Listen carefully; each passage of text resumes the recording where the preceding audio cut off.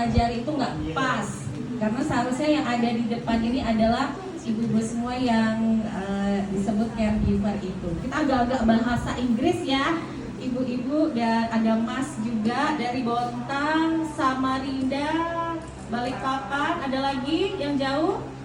Enggarong? Enggak ya, kalau saya tadi termasuk map. Mbak, bener gak ini rumahnya? Karena mesti visual. Kalau saya tuh baca map itu sangat buruk, ibu-ibu. Kayaknya perempuan gitu ya. Oke, hari ini judulnya saya diberi mandat oleh mbak-mbak, adik-adik yang cantik-cantik ini ya. Aduh, kalau lihat wajah kalian itu mengingatkan saya berpuluh-puluh tahun yang lalu. Terima kasih ya sudah mengundang, karena sebenarnya acaranya nggak hari ini, ibu-ibu dan mas-mas. Harusnya hari apa ya? Hari Kamis ya. Saya terlupakan ya, ibu-ibu ya. Banget lagi Bu Mary ya. Kasihan banget deh. Kalau suara terlupakan tuh gimana sih? Mungkin jarang didengarkan. Bisa jadi karena mengadu ke siapa tuh bingung ya. Kebanyakan ditelan aja nggak sih, dipendam gitu. Padahal kita harus yang namanya mendampingi. Kira-kira kalau status sebagai caregiver itu anugerah atau musibah sih gitu ya? Punyanya Bu Yusvita. Ayo jujur aja, nggak apa-apa. Ini tadi pesannya Mbak Astri kan. Kenapa di sini? Apa yang terpikirkan sama ibu-ibu dan mas-mas ketika ada kata caregiver? Oke, yuk. Kira-kira apa? Harus ngalah. Harus ngalah. Oke, apalagi? Harus sabar. Harus sabar, harus lagi. Ikutin mau. Bingung. Oke. Iya, jawab ya. Oh ya, lihat. Sama mama nih, ya.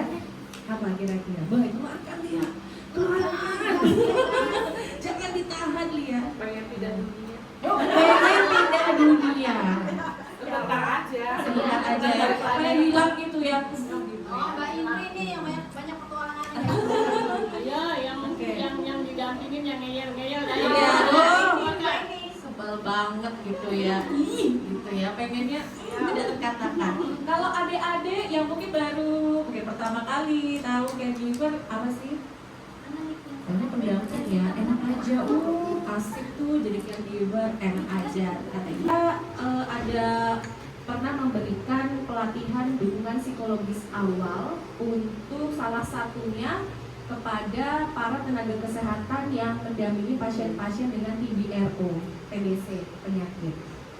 Datanya, kelompok rentan itu sebenarnya bukan pasien saja, tetapi para pendamping. Tenaga pendamping dalam hal ini keluarga sendiri. Kalau saya kerjanya di rumah sakit jiwa, ketemu pasien-pasien, sampai ditanya, Mbak Rani, pasiennya apa aja sih sakitnya gitu ya. Terus saya bilang, paling ringan pasien saya itu adalah pasien dengan depresi. Itu paling ringan, yang bisa saya ketemu sehari bisa 5 kali. Itu aja sudah karena terbiasa ya, bukan karena saya bisa, ibu-ibu, karena harus tadi. Tapi akhirnya saya adalah kelompok paling rentan untuk terkena depresi itu sendiri, karena hari-hari, aduh Bu, kalau bisa saya jadi pegawai swasta aja deh, buka warung gitu ya. Terus pindah profesi, sungguh sangat, nanti ada yang sebutannya burnout. Bahkan seorang profesi seperti saya terpapar yang namanya stres, kelelahan fisik, itu tinggi sekali. Padahal saya tidak mengalami hal itu. Iya, jadi malah stres. Pertanyaannya, psikolog butuh psikolog nggak? Banget.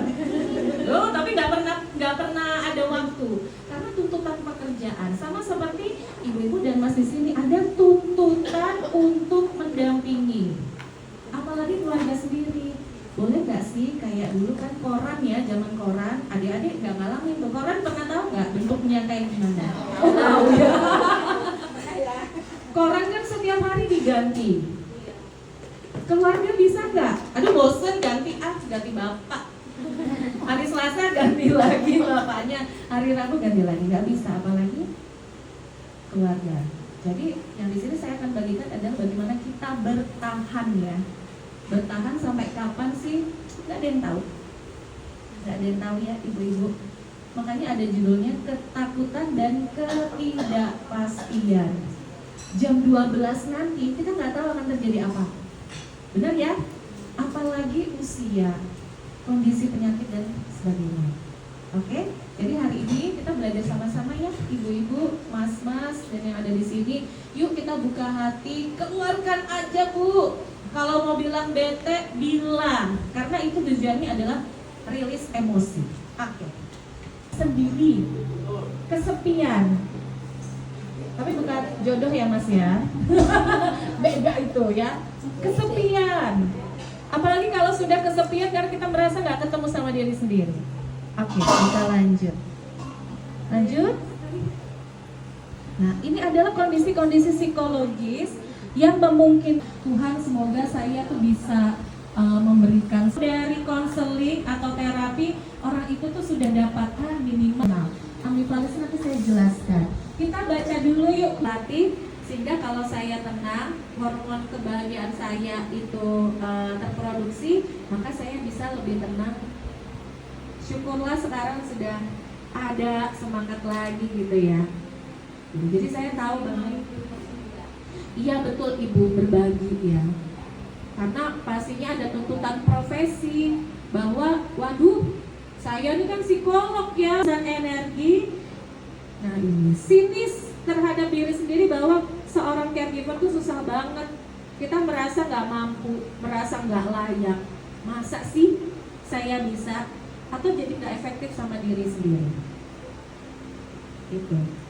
Kemudian ada perasaan bersalah. Pernah Bapak Ibu merasa bersalah bahwa aku nggak cukup baik untuk merawat keluargaku, aku nggak kompeten diri sendiri, kemudian marah, frustrasi. Saya bisa nggak sih? Misalnya lihat seorang anak, aku kan harusnya masa-masa ini sama lo lagi, sakit lagi, gitu ya. Mungkin ada perasaan seperti itu karena perasaan bersalah.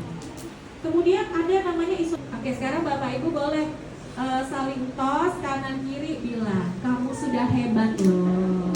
Bilang ya, kamu sudah hebat. Tos, tos. Opa. Mas. Tos. Bilang kan. Kamu sudah hebat, ibu sudah hebat, ibu sudah hebat. Ya. Ini namanya support group. Kalau lagi sendirian tuh kesepian. Jadi turunkan gengsi untuk merasa aku baik-baik aja. Gunanya support group salah satunya adalah jujur. Ya, ngomong aja. Aku bete banget di rumah loh. Dan akhirnya ketika di support group akan bilang, oke, lebih tingkatkan lagi kesabarannya. Karena kalau curhat sama orang lain yang nggak paham, ya, cinta dong sama keluarganya. Cinta. Walaupun sakit, cinta Bu sama suami Bu. Cinta. Kok Ibu lihat ke atas ada cicak kan? Kayak gak yakin ya Pak itu ya. Cinta dong. Mau ganti nggak? Mau ganti? Enggak. Tapi aduh merasa bersalah. Itu adalah kondisi yang kita alami semua. Oke, jadi sudah mulai tanya sama diri. Saya yang mana ya? Saya yang ini kayaknya. Teman yang lain karena kita pertama kali bingung mau nentuin mau ngambil di mana. Kemarin kita sempat ke dinas. Nah, terus Dinas mana? Dinas di Merdeka itu Ibu. Dinas sosial. Oh oke. Nah, tapi iya terus kita ditolak gitu kan. Kasian. Sekarang harusnya tuh kayak ditolak gitu. Kasian.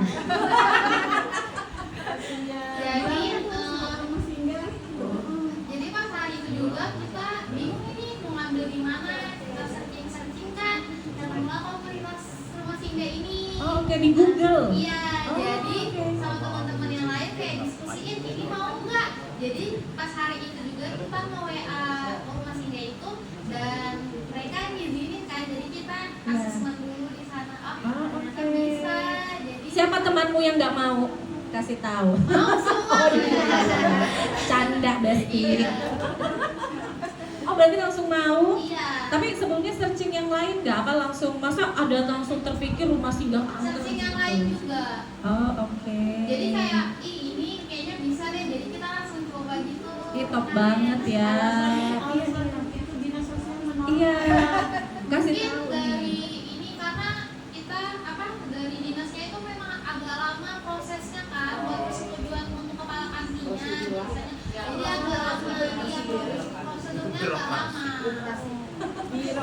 Iya.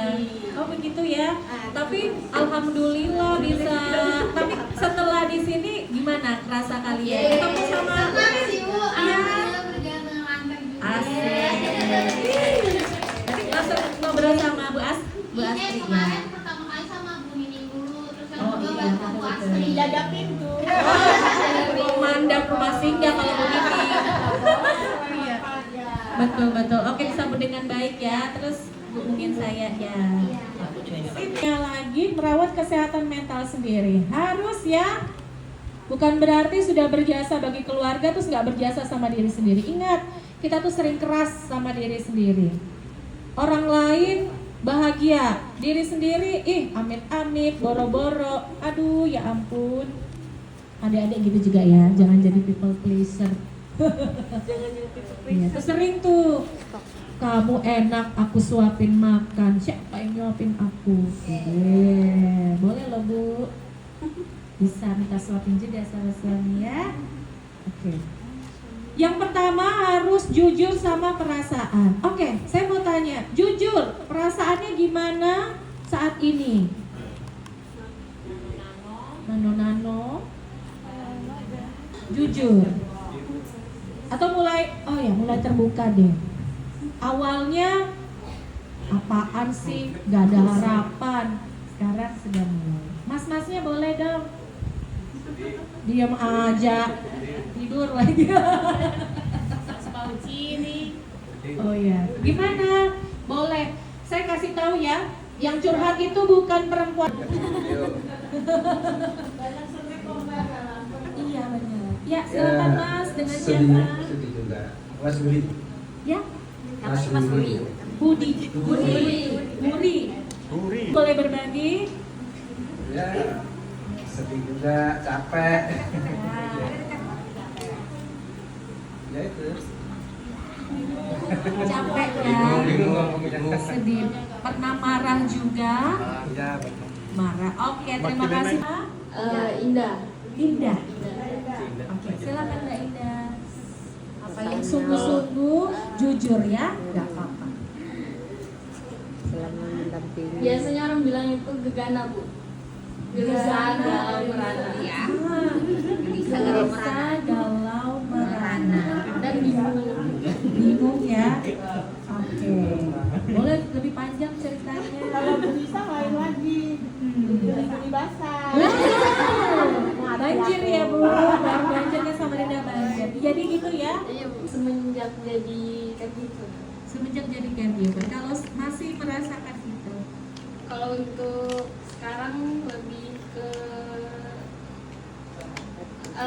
bisa terima kenyataan, bisa lebih menerima. menerima. Oke, mudah-mudahan habis ini lebih semangat lagi ya, karena kan ada di komunitas yang hebat di sini ya. Iya. Oke, terima kasih Mbak Indah, boleh tepuk tangan. Oh Ibu, boleh berbagi Ibu, seorang ibu ya. Kalau saya sih semuanya itu nggak baik-baik saja. Ada yang baik, ada yang enggak. Gitu. Oke. Ya terima aja prosesnya. Kalau saya ada protokol dari dokter itu saya nggak pernah lihat. Saya bilang jalani hari-harinya aja. Oke. Kecuali dari perawat yang bilang, Bu ini kasih lihat protokolnya baru saya bisa lihat. Tapi kalau biasa kan mereka ibu-ibu di rumah kan pasti ya nanya-nanya protokol Ya. itu. Nah, ke saya nggak pernah lihat. Saya bilang jalani aja hari-harinya. Itu aja sih. Disyukuri aja apa yang Tuhan berikan kepada kita. Ya, terima kasih Ibu, boleh tepuk tangan. Akelia. Sisi yang gembiranya aja lihat. Saya mau pikirnya loh Bu. Jadi saya jaga mama, saya jadi berat. Sisi positifnya memang lebih dekat lagi sama mama, lebih banyak cerita, Ya. lebih tahu gimana sih lebih tahu sisi pemikirannya mama itu gitu ya, pas sampai bisa sampai sekerja itu buat kami gitu.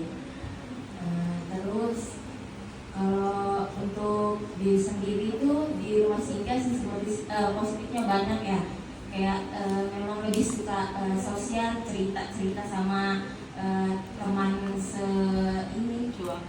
seperjuangan ini kayak Kak Indah gitu, atau sama ibu-ibu yang lain suka ya membangun suasana rumah des yang mungkin di beberapa pejuang itu yang ada yang hilang.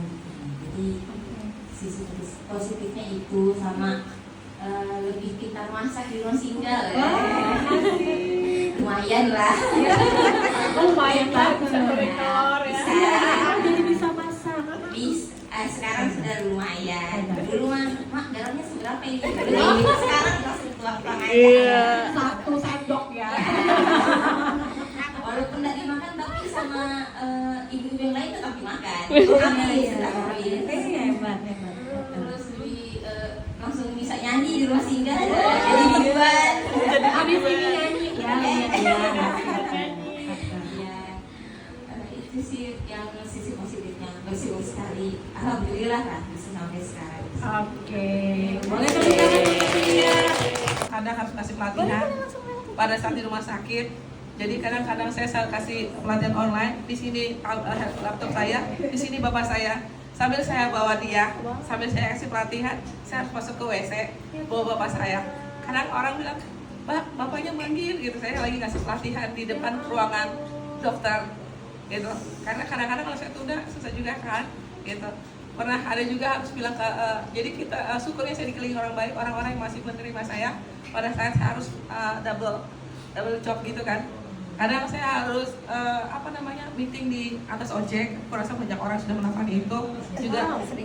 Terus sambil meeting sambil bawa bapak, karena kalau ke bapak mau rawat inap, dia harus dibawa dulu ke lab laboratorium sama ke lab untuk torak. Jadi ya itu jadi sambil ngedorong tapi itu nggak kasih pelatihan tapi meeting koordinasi. Pernah satu juga karena saya waktu itu bantu IO suatu kegiatan, jadi saya bapak masuk rumah sakit, jadi saya dikasih boleh tidak di tempatnya sama Linda, saya boleh bantu dari luar, saya lihat beberapa pertanyaan dan sebagainya. Alhamdulillahnya bapak lagi nggak kamu yang nggak aneh-aneh gitu kan, jadi saya bisa jalan dengan baik. Jadi saya punya juga keahlian, kalau dia bisa nyanyi, saya bisa kayak multitasking gitu. Nggak ada orang sampai nggak pernah mengakhiri meeting di depan toilet, pada saat saya lupa sambil selesai gitu langsung bapak kan nggak harus hati-hati nanti jatuh gitu kan, langsung terburu-buru gitu. Pokoknya aku nggak mengatakan saya hebat, tapi Tuhan kasih cara, Tuhan kasih orang-orang baik. Saya pernah bilang, Pak, kalau saya hentikan meeting ini berarti dokter bapak saya datang, nanti kita lanjutkan. Dan itu dengan ada orang kementerian, tapi ya ada mereka bersedia gitu, dan yang pulang ada orang-orang baik. Pertama mau menerima saya dengan kondisi on off-nya bapak saya boleh sembuh. Dan orang-orang yang mau bermitra saya dengan, tapi dia nggak tahu kalau saya sambil dorong bapak saya gitu. Kayak gitu, ada keahlian baru. Oke. Alani sebagai seorang caregiver ya. Perkenalkan, saya Lili Diani, saya pejuang Ciamai. Caregiver suami saya sih. Awal-awal itu agak sulit buat kami, apalagi buat suami yang terbiasa dia tahunya kerja sama olahraga. Jadi pertama kali kondisi kanker, terus operasi, terus waktu itu ada obat yang harus saya pakai itu suami bingung. Alhamdulillahnya suami kenal dengan Mbak Sri. Waktu itu suami saya kesini Mbak. Jadi kami bingungnya itu paniknya. Jadi suami tanya ke Mbak Sri gitu kesini, dan pulang dari Mbak Sri itu yang suami saya berubah banget. Saya nggak tahu Mbak Sri ngomong apa, tapi terima kasih Mbak Sri. Sangat-sangat, pokoknya habis itu suami yang support banget ke saya. Kerja 2 bulan, jadi fokus ke saya. Sesudah kemo keberapa itu baru suami mulai waktu itu nempel ya Mbak, itu ikut kerja lagi di kapal. Nah itu yang saya perhatikan, suami saya kan berganti sama anak saya cowok. Kalau anak saya cowok di rumah sakit, suami di rumah cucian atau beres-beres rumah. Terus dia juga mengurangi kegiatan main bolanya yang tadi pool.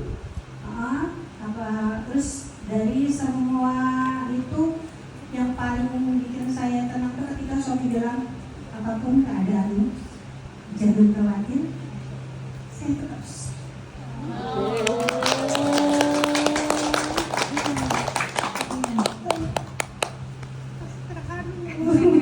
Iya, nggak apa-apa Ibu. Terus sekarang kalau suami pernah ngomong, sekarang aku fokus buat keluarga, kerja buat keluarga, buat kamu, buat anak-anak. Sekarang masih main bola, main soccer.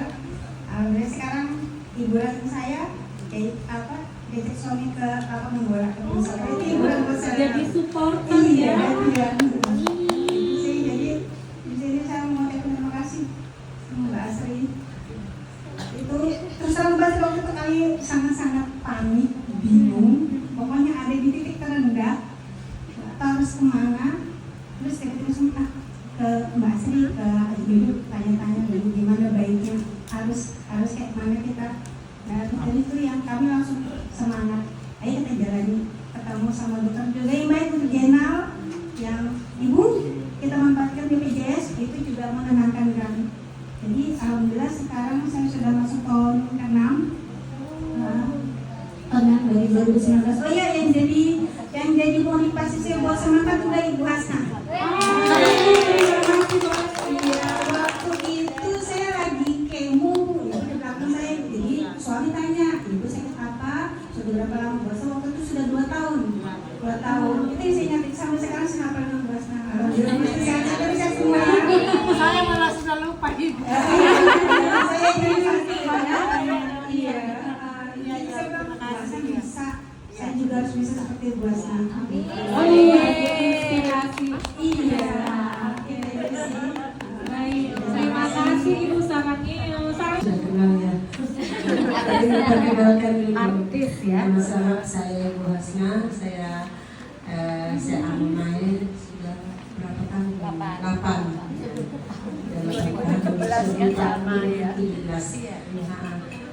Pengalaman positif ya, waktu masih pengobatan itu sering jalan-jalan di rumah sakit, biarpun tidak kenal disapa, sakit apa Bu? Lihat itu sakit kah? Iya saya sakit. Oh iya temannya ya udah. Tuh nah bisa itu. Ayo semangat juga nah, udah cantik. Iya, jadi kayak senang, tambah semangat saya.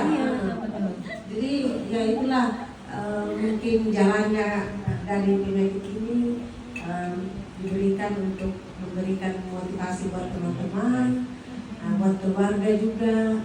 Dan saya masih sering juga ke keluarga-keluarga, ada kerukunan di gereja, saya sering juga ya. Jadi saya juga biasa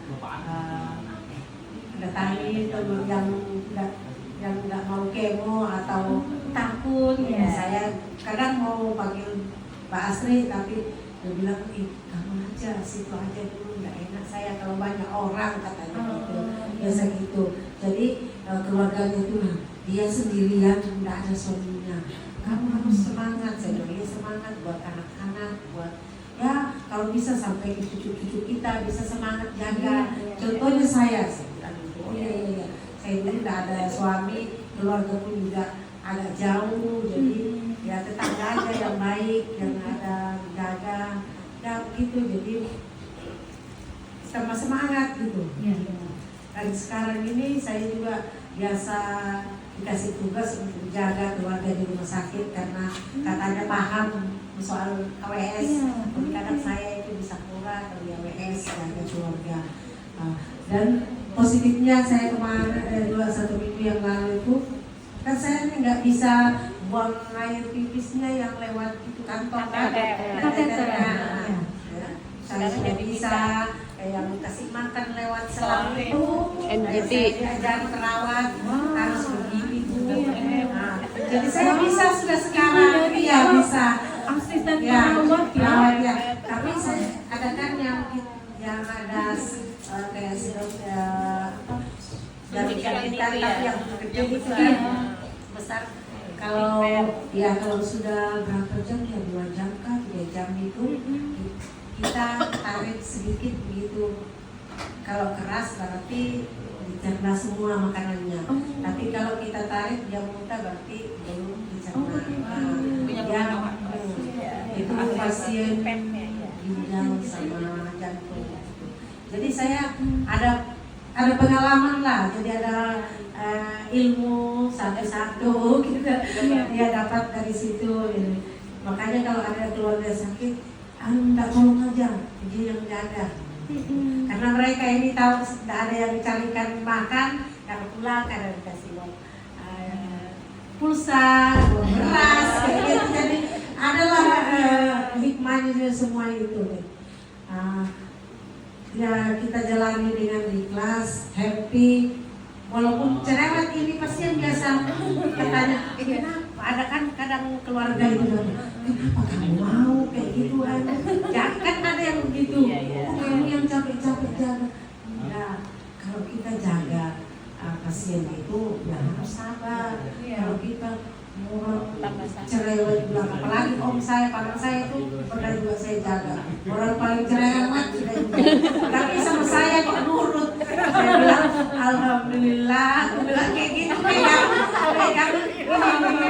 ya majelis ketawa dia. Alhamdulillah, obat nggak marah-marah sama saya lagi. Saya nggak mau buang nanti kalau kan nggak mau, biar aja sama suster. Dia takut kalau sama suster, mau katanya. Jadi sama saya mau. Jadi yang pengalaman iya orang tua.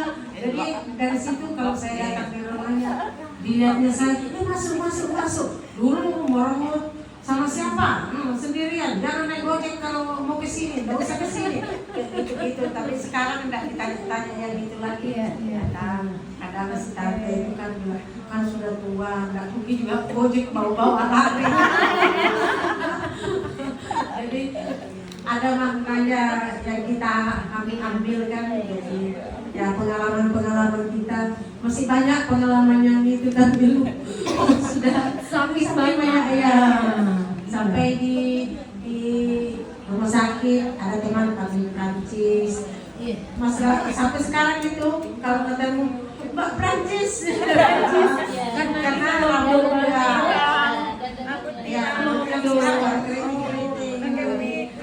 sampai sekarang itu ada juga yang sama-sama kami komunitas kemarin itu dia lihat saya itu senang saya oh iya kan saya bilang juga loh dulu kan di bagian kesmasnya kok perawat ya saya karena perawat kan gitu kalau ada apa-apa tantenya bilang aja ya oh iya ya aman jadi banyak positifnya kita ambil ya Hebat ya jadi terima kasih banyak.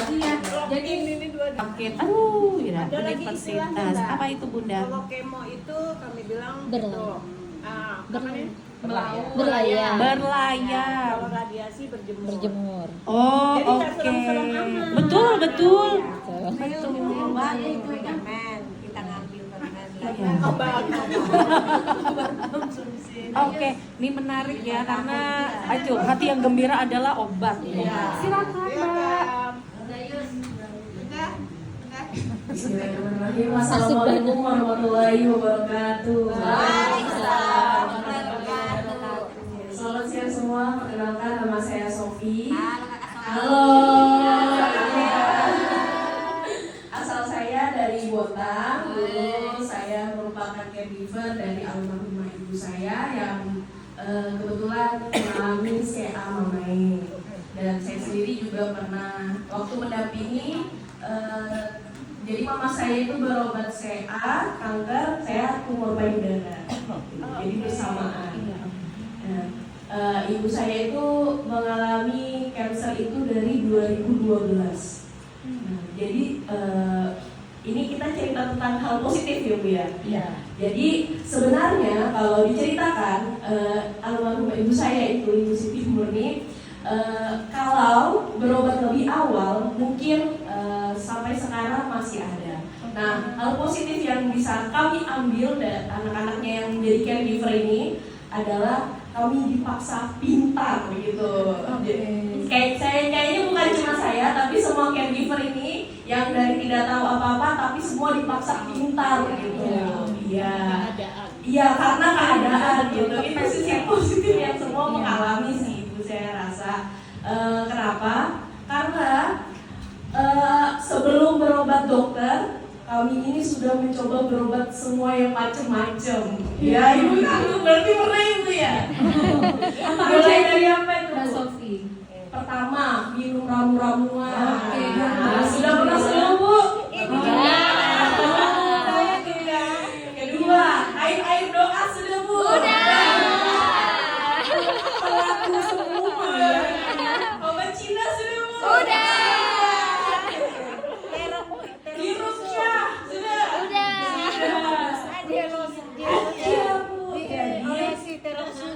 Jadi ibu saya waktu itu dari 2012 sampai 2018 itu kankernya tidak kambuh. Bayangin kalau di kemo mungkin langsung sembuh ya. Nah, ketika 2019 itu dropnya apa? Tidak bisa berjalan, lumpuh. Sempat kakinya mengecil satu. Segala cara dicoba, dah sembuh sampai akhirnya mastektomi juga waktu itu. Kami bingung. Kami kira waktu itu kanker itu ketika sudah ada benjolan diangkat sudah sembuh, benar nggak, Bu? Ya. Betul. Sekalinya tidak seperti itu. Sekalinya ternyata cancer itu kalau sudah ada bibitnya kemana-mana. Itu yang tidak kami tahu. Betul nggak? Iya. Jadi kami dipaksa pintar. Nah, setelah itu sempat tidak bisa jalan, mungkin ada sekitar 6 bulan, waktu yang cukup lama. Kami akhirnya menyerah dan berobat ke dokter. Di waktu itu di Rumah Sakit Umum Bontang. Kami dirujuk ke Samarinda dan di sini mengalami keajaiban. 3 kali kemo tulang ibu saya bisa jalan. Padahal waktu itu kata dokternya Mbak Asri ya, penyebaran ke tulang belakang. Nah, itu. Jadi luar biasa sekali menjadi caregiver itu kita dipaksa untuk pintar dan mitos-mitos itu ternyata salah ya. Iya. Jadi benar ternyata untuk mencapai kesembuhan yang benar-benar sembuh memang harus ke profesional gitu. Semua omongan tetangga kiri kanan belakang, omongan orang tua sudah dengar, ternyata tidak membuahkan hasil. Yang betul apa? Kita ke profesional. Dan sekarang anak-anaknya semua, mulai dari kakak saya yang tua sampai adik saya yang kecil itu, benar kami mendampingi ibu kami dan semua dipaksa untuk pintar gitu. Bagaimana sih waktu itu cara ketika jam-jam nyeri ya Bu ya, pasti kemo itu kan sangat berat. Gimana cara menghadapi pas nyeri, habis itu mual, muntah, seperti itu. Tidak bisa makan sariawan. Dan waktu itu karena kami itu sempat dokter itu juga memutuskan untuk berhenti kemo karena keadaan sudah menyebar ke kepala. Akhirnya bagaimana sih kami pendampingannya di rumah sampai selesai. Seperti itu kami memang benar-benar, karena kan waktu itu kan sudah tidak bisa berbuat apa-apa ya. Di kemo sudah tidak bisa, hanya mengkonsumsi obat untuk mengurangi nyeri saja gitu. Jadi memang kami dipaksa untuk tidak panik. Caranya bagaimana tidak panik? Habis itu ketika nyeri tapi tidak bisa dibawa ke rumah sakit, itu harus bagaimana gitu ya kan? Itu kondisi yang lumayan berat waktu itu sih. Nah, bagaimana sih cara supaya kita nih tidak nangis di samping pasien ya Bu ya, tidak galau. Kalau ada yang tadi bilang gelisah, galau, merana ya tuh, gegana, iya. Iya, kalau saya sudah dikasih mix saya curhat jadinya Bu. Jadi singkat saja, kalau sisi positifnya menjadi caregiver adalah pertama kita sebagai orang yang dari tidak tahu apa-apa dipaksa menjadi pintar, akhirnya ilmu itu kan kebaikan menular. Nah, akhirnya bahkan ketika saya sudah menyelesaikan pengobatan ibu saya, ilmu itu bisa saya bagikan. Kenalnya rumah singgah di mana? Kenalnya rumah singgah awalnya itu karena dari Bontang ya. Dari Bontang kebetulan Dulu tetangga saya ada yang sudah duluan berobat ke Samarinda, namanya almarhumah Ibu Rika. Jadi yang mengenalkan itu tetangga. Jadi tetangga sama tetangga saya juga waktu itu sudah mencoba segala cara sebelum kemo ya Bu ya. Ternyata memang setelah kemo lumayan membaik gitu. Dari situ akhirnya ayo ibu berobat, yang mendorong ibu saya berobat juga tetangga yang sudah mencoba berobat gitu. Jadi mematahkan mitos dulu. Iya. Tapi akhirnya Mbak Sofi keluar dari kepercayaan terhadap mitos kan juga susah ya. Susah banget ibu, karena keluarga itu ya benar-benar kenapa ibu mau dioperasi, kenapa kemo itu yang bikin tambah parah, benar-benar kita tuh juga takut gitu. Hayu benar nggak Bu nggak? Iya. Ya yang jadi pasien pasti kan keluarga nih, nggak keluarga deh tetangga aja. Kenapa sih di bawah jauh lah itu, nanti kalau ada apa-apa di kota orang siapa mau segala macam ternyata berobat malah menemukan jalan yang lebih baik, malah nggak dari dulu atau nggak dari dulu gitu. Di rumah ibu saya merasakan nyeri sebelum berobat. Aduh kami sudah menangis bersama keluarga itu, sakit gitu. Pas masuk ke IGD, wah ternyata dia lebih parah gitu. Pas sudah berobat ke sini, oh ternyata begini penanganannya, malah justru dapat ilmu. Oke, hal positifnya ya Mbak Sofi ya, boleh tepuk tangan. Tapi ya itu ya, karena yang biasanya melekat gitu justru yang pernah berada di jalur yang kurang tepat. Ya check out barang. Atau misalnya jalan-jalan ke Indomaret deh. Mau beli sampo, Tuhan minta sampo. Tuhan minta deterjen. Tuhan minta sabun. Tuhan minta minyak gitu ya. Jadi minta terus akhirnya keranjang doa kita tuh banyak hanya untuk permohonan. Tuhan semoga suami saya sembuh, Tuhan semoga saya begini-begini. Tapi mengubahnya dengan bersyukur. Saya itu Bapak Ibu kadang tuh cuma begini, Tuhan saya cuma mau bersyukur aja hari ini. Saya nggak mau minta apa-apa karena saya yakin Tuhan itu tahu apa yang saya butuhkan. Tuhan terima kasih masih bisa bangun pagi. Kita nggak tahu loh Ibu Bapak, kalau kita tadi malam tidur besok mungkin nggak tahu bangun atau enggak. Tapi kalau bangun berarti Tuhan kasih kita kesempatan untuk berbuat baik lagi. Tapi kalau enggak, ya sudah. Terus nggak tahu lagi perginya kemana kan? Kalau nggak bangun, nah gitu. Jadi bisa dengan doa syukur atau tadi pernapasan yang dalam relaksasi. Atau kalau saya ini biasanya tarik napas, keluarinnya terima kasih ya Tuhan. Udah gitu aja, nggak tahu mau terima kasih buat apa. Hal yang paling sederhana adalah terima kasih sudah bisa bangun. Karena kalau kita nggak bangun, Bapak Ibu kita nggak ada di sini. Kemudian siangnya, makan siang sebentar lagi ya. Makan siang dengan tenang, nggak gerasa gerusuk. Bu Ferdi luar biasa jaga ke toilet tapi masih itu kan nggak tenang ya. Gitu. Tapi jadinya bisa multitasking. Akhirnya makan siang dengan tenang. Bu, makan siang saya nggak tulis makan siang harus enak, enggak. Makan siang itu dengan rasa syukur, rasa nyaman. Mau nasi, tempe, sambal itu enak banget deh, asal nggak gosong. Kemudian sore atau malamnya boleh menulis. Pernah nulis nggak curhat? Dear diary, di zaman kita ya Mbak pakai diary ada gemboknya. Iya. Pernah punya diary ada gemboknya? Ya ampun, terus kuncinya hilang ya ampun. Kalau adik-adik mahasiswa nulis jurnalnya di mana? Muda-muda ya, kalian Z ya. Kalau mengeluh sesuatu, bikin jadi kalimat yang kalau dibaca tuh enak gitu loh.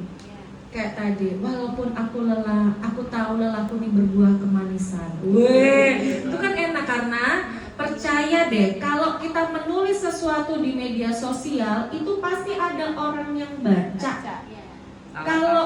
Kalau kita nulis yang jelek, orang tuh ini curhat di medsos.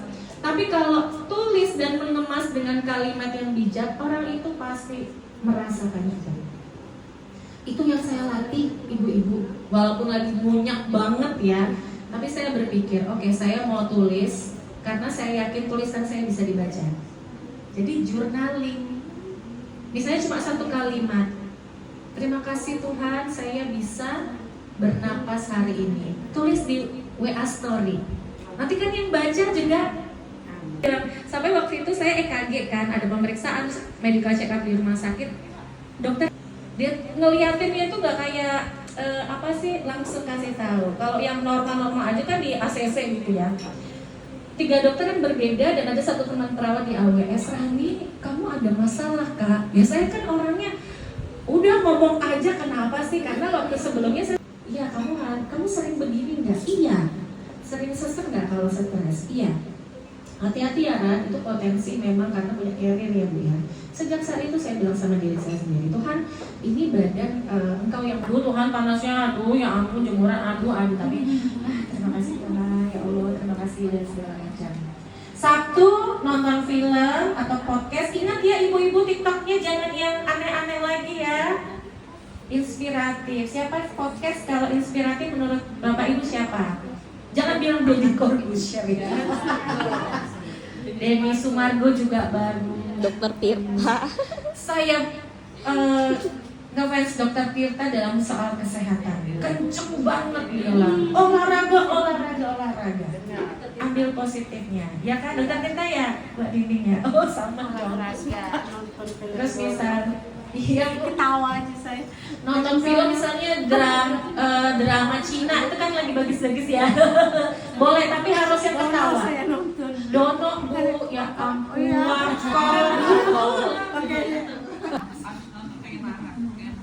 Itu hal yang saya buang dalam kehidupan ini. Terlalu bermalas-malasan, kebanyakan marah sama anak, ngeluh terus, sama Rida banjir. Evaluasi ada Senin bisa dibuat lagi.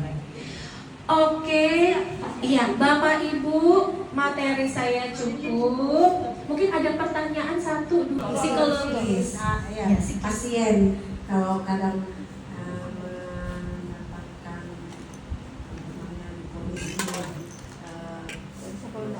penyakitnya stadium berapa atau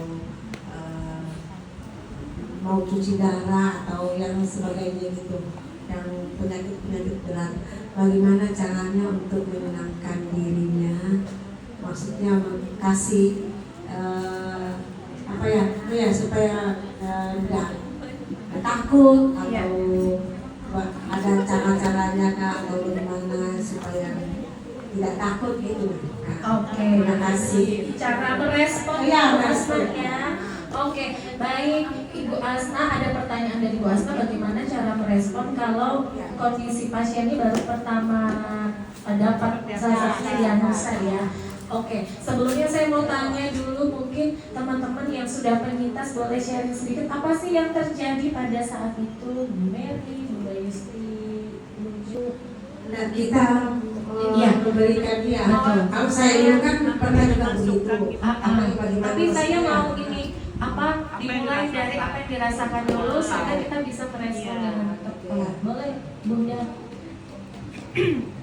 Waktu pertama kali terdiagnosa itu pasti rasa takut, yang dipikirkan pasti kematian. Tapi kan kita nggak bisa juga begitu ya berputus asa. Kita punya iman, jadi kita meyakini bahwa kita ada jalan untuk berobat. Jadi awal ya pasti gitu manusiawi lah ya. Semua rasa takut, stres, nggak bisa tidur, kepikiran, kok apa ya? Dari mana ya awalnya pasti gitu. Tapi kita harus bisa memotivasi diri sendiri. Kok kita masih ada keluarga, pada saat itu suami ya, ada anak-anak gitu. Terus terutama untuk diri kita sendiri lah, ya kan kita masa sih kita mau sakit gitu ya. Kita harus cari jalan, gimana caranya, yaitu dengan pengobatan medis yang pasti. Kita mencari tahu pastinya di mana pengobatannya yang benar, yang itu dijalani dengan dengan disiplin. Pengobatan satu-satunya yaitu hanya dengan, kalau saya dari awal itu mungkin karena ini ya pengetahuan sudah tahu ya bahwa dari keluarga tuh sudah ada pernah yang punya riwayat penyakit kanker walaupun tidak keluarga dekat. Jadi sudah tahu bahwa memang satu-satunya jalan adalah medis, tawakal, berdoa, dan kita harus memotivasi diri kita. Dukungan keluarga tuh memang penting. Jadi mungkin yang dimaksud Mbak Asnani gimana caranya menyampaikan. Ya itulah jalan satu-satunya yang harus bisa kita menguatkan diri kita. Kalau keluarga ya kita harus memang benar-benar bisa menyampaikan. Kalau saya untungnya tuh dapat dokter awal ya. Ibu, saya menyampaikan yang buruk aja ya dulu, nggak berita baiknya. Iya, saya sampaikan dulu berita buruk. Ibu mau terima? Iya, saya terima. Silakan dok, sampaikan. Itu disampaikan, ibu kan positif, stadiumnya saya belum bisa menentukan, kita harus biopsi. Tapi kalau saya lihat ini kanker, kita harus tahu pengobatannya gimana. Berita baiknya ya ini tidak ada metas, kita lihat hanya di sini. Dan stadiumnya juga sepertinya nggak terlalu yang besar, tapi kita biopsi. Saya ya sudah langsung ya udah nggak apa-apa deh, besok saya biopsi. Ya, jadi memang harus mempersiapkan diri kalau dapat penyakit kronis itu ya kayak gitu ya. Mungkin tapi mental orang beda-beda kali ya ya dalam menghadapinya, terutama keluarga. Tapi kalau saya suami dan anak itu selalu positif, yang saya dapat ya itu juga begitu. Terima kasih Bunda. Betul. Kenapa saya minta awalnya ada sharing seperti ini? Tadi ada catatan bahwa kondisi mental setiap orang berbeda-beda, sehingga respon yang kita bisa berikan itu tergantung sekali pada kondisi mental pada saat itu. Kekeliruan kita sebagai seorang pendamping atau orang yang menolong adalah, oh cara saya ini yang terbaik. Akhirnya kita misalnya, oh buru-buru kasih semangat, kasih tahu yang kuat ya, divonis kok kuat, gimana sih gitu ya. Kita hanya menggunakan pola pikir kita bahwa apa yang saya lakukan ini adalah terbaik sebagai seorang pendamping. Maka yang perlu kita lakukan pertama kali adalah mendengarkan. Apa sih? Tapi jangan nanya begini, apa sih perasaanmu? Ya elah, ya pasti hancur lah, pasti berantakan. Tapi boleh dong cerita apa yang kamu rasain sekarang gitu. Mendengarkan itu hal yang paling bisa kita lakukan Bapak Ibu untuk semua hal ya. Bahkan kalau ditanya Mbak Rani gimana sih cara menghadapi orang depresi, biasanya dengarkan. Jadi apalagi kalau kita mendengarkan cerita orang, kita kan nggak pernah tahu ya ceritanya apa. Kertas putih aja, dan kita adalah orang yang bersedia membaca kertas putih itu. Dengarkan aja dulu. Aku lagi sedih banget, aku hancur banget, aku nggak terima. Oke, dengarkan aja. Karena ada fase yang pertama kali terjadi ketika didiagnosa ada shock, menyangkal, nggak mungkin dokternya salah gitu ya. Terus sebagai seorang caregiver apa yang perlu kita lakukan? Menerima kondisi itu. Jangan gitu dong, dokter itu kan sudah hebat, dia loh spesialis, masa kamu nggak percaya sih? Kalau kita begitu, itu ada waktunya, Bapak Ibu.